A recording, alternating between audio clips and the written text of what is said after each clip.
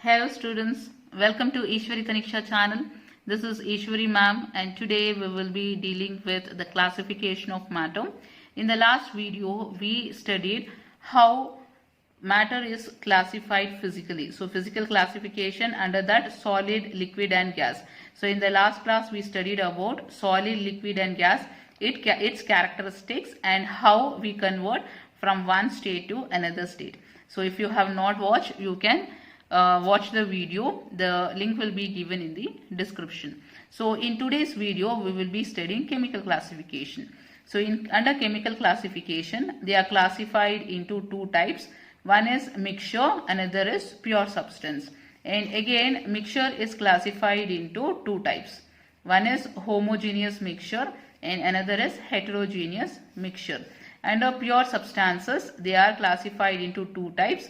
First is elements, second is compounds. So now let us take one by one and study what it is. So first we will study about mixtures.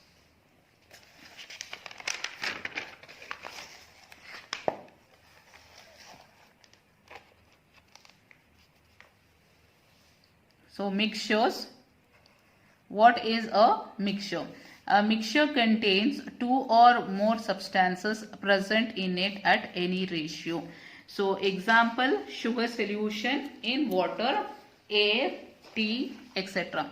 So these are the examples for a mixture. For example, so now let us take a beaker. Okay, into this what I will add is, I will add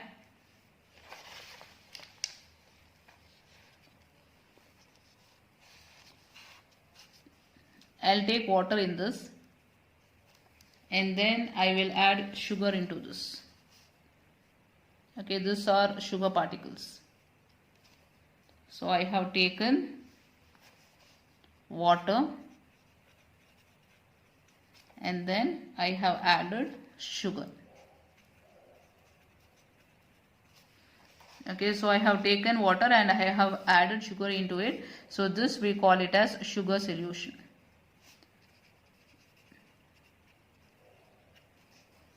Okay, so now see the definition of a mixture.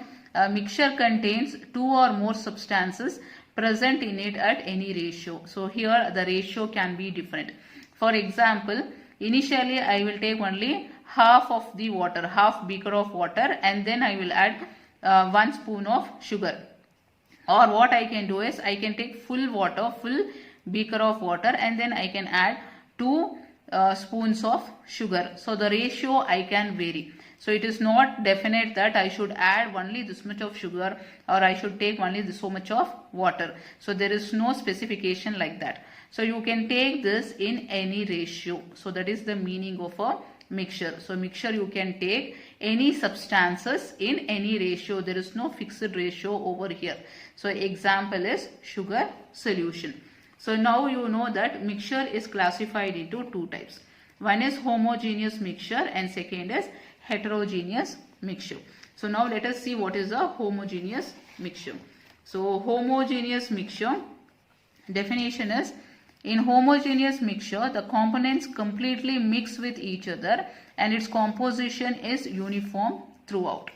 Example, sugar solution. So now what we have taken here is the example of a homogeneous mixture. So here see the definition again. In homogeneous mixture the components completely mix with each other. So isn't it, here I have taken water and I have added 1 spoon of sugar. So here it mixes, it will dissolve completely in water. You cannot see that half spoon will be remaining undissolved. You cannot see like that, isn't it? It will dissolve completely in water and its composition is uniform throughout. Composition is uniform throughout meaning is, now take a spoon, take 1 spoon from this side and then taste it. Okay, and then later on take 1 spoon from this side and taste it. And later on 1 spoon from down and taste it. So wherever you are taking, the taste will remain the same. Composition is same meaning is, here the sugar molecule will distribute equally in the water. It is not that in this place sugar will be more and in this place sugar is less. It is not like that. Okay, sugar will evenly distribute in water. So the taste of this sugar solution will be same from wherever you taste it. Take 1 spoon from top, 1 spoon from bottom, or whichever place you take and taste it, it will be the same. So that is the meaning of homogeneous mixture. One is they will dissolve completely and the composition will remain the same. Okay, that is the meaning of homogeneous mixture. And another example we will take. So another example for homogeneous mixture. Another example for homogeneous mixture is, again you can take, so here you can take a container, okay, and then 2 gases mixed together. So this is one gas and another gas. Okay, so 2 gases we have mixed together, gas 1 and this is gas 2. Okay, gas 1 and gas 2. So here even this gas molecules will evenly distribute. Suppose gas 1 is oxygen, okay, and gas 2 is nitrogen, for example, if I have taken. Okay, it will evenly distribute in the container. It is not that if you go and see here, the oxygen gas molecule will be more in one place and oxygen molecule will be less in one place. It is not like that. Okay, both the gases will mix together and are distributed evenly in the container. So even distribution and they will spread out. Okay, the composition and distribution will be evenly done. Okay, so such mixture we call it as homogeneous mixture. Next we will see heterogeneous mixture. In heterogeneous mixture, the composition is not uniform throughout and sometimes different composition can be absorbed. Okay, so this is completely opposite to homogeneous mixture. Here see here hetero. Hetero meaning is different. Heterogeneous mixture.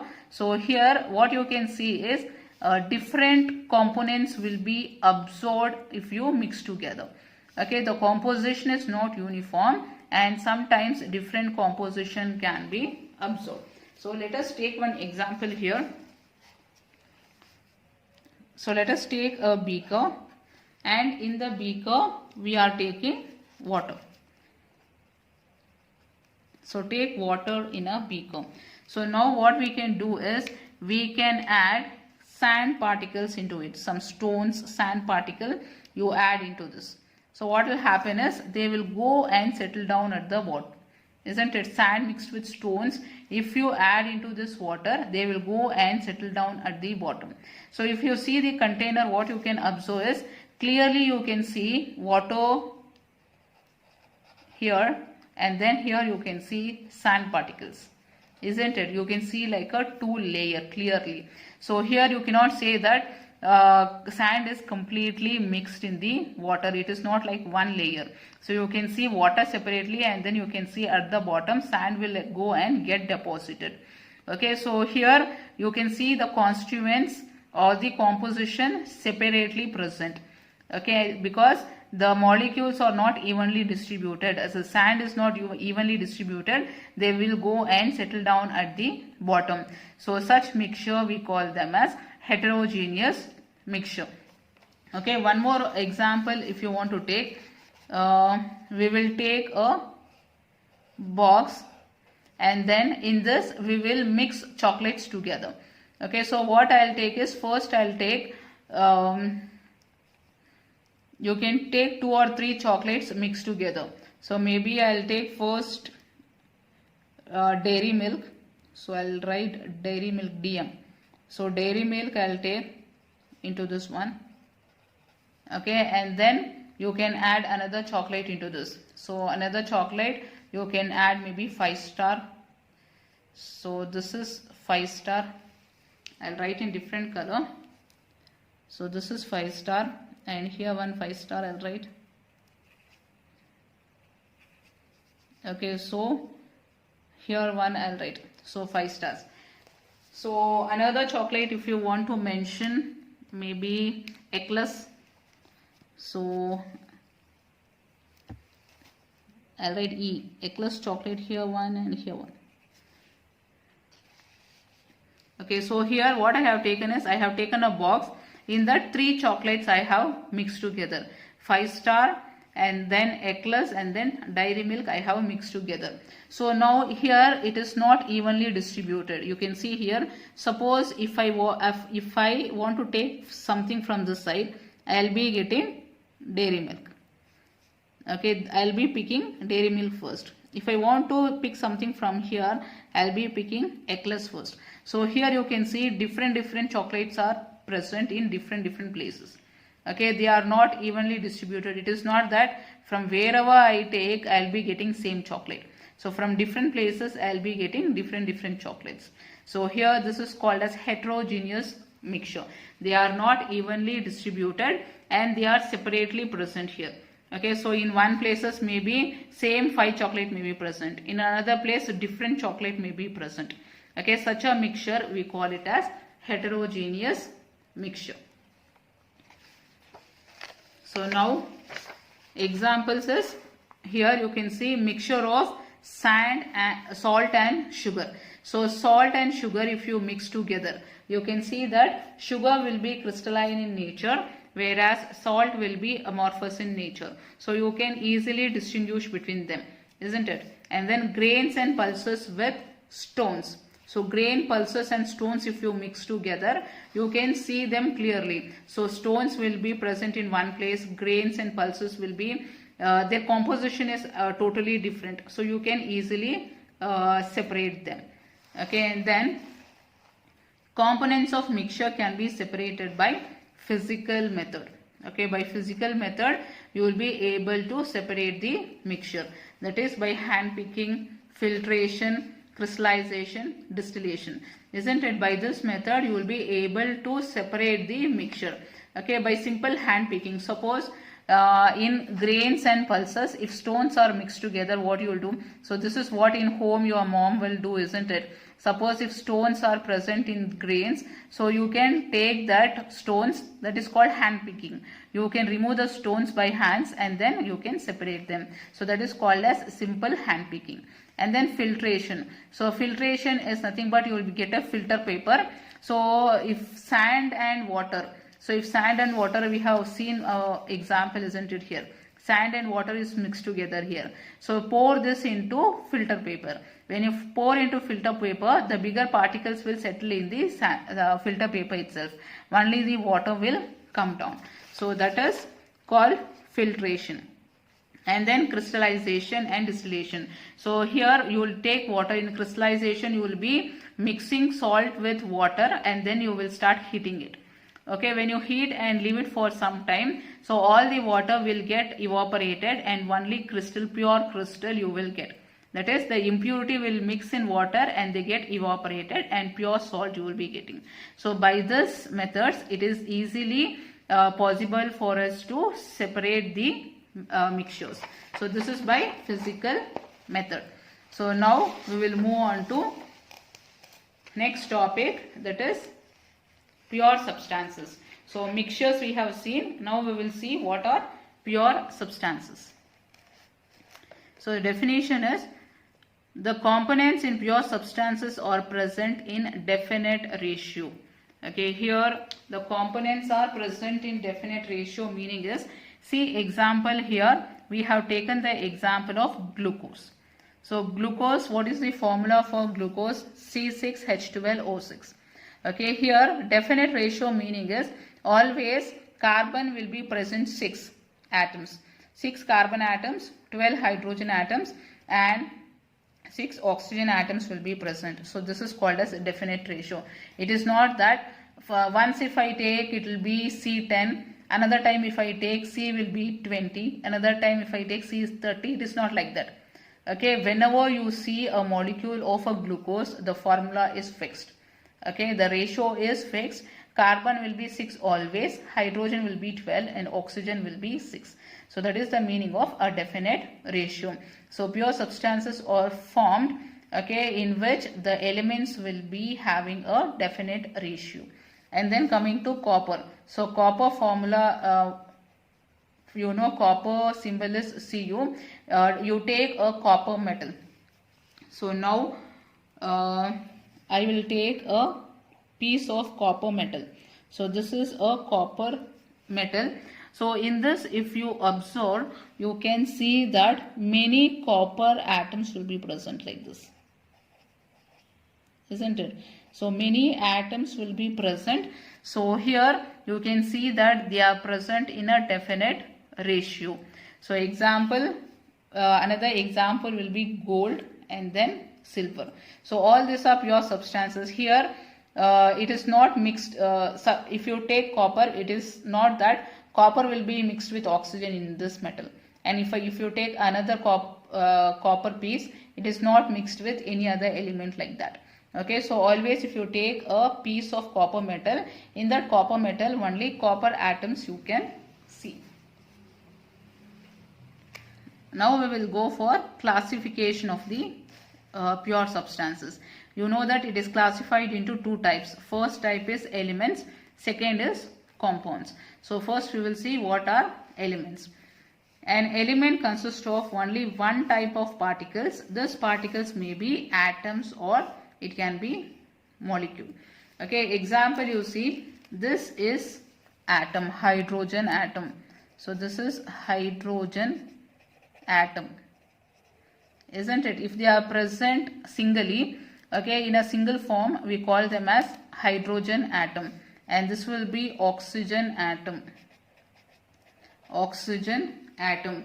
And third is, this is nitrogen atom.